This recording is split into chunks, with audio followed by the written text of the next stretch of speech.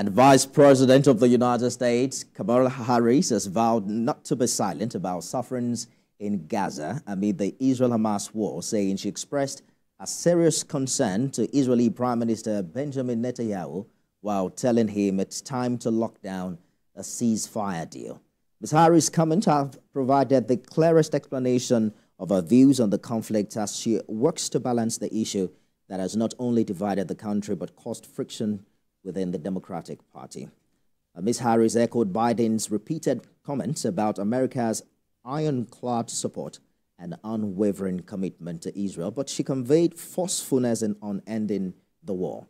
The Vice President said there's been hopeful movement in the talks and that she pushed the Prime Minister to bring the conflict to a close. So to everyone who has been calling for a ceasefire and to everyone who yearns for peace, I see you and I hear you. Let's get the deal done so we can get a ceasefire to end the war. Let's bring the hostages home, and let's provide much-needed relief to the Palestinian people. And ultimately, I remain committed to a path forward that can lead to a two-state solution. It is important for the American people to remember the war in Gaza is not a binary issue.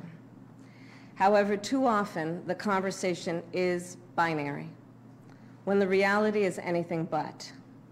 So I ask my fellow Americans to help encourage efforts to acknowledge the complexity, the nuance, and the history of the region.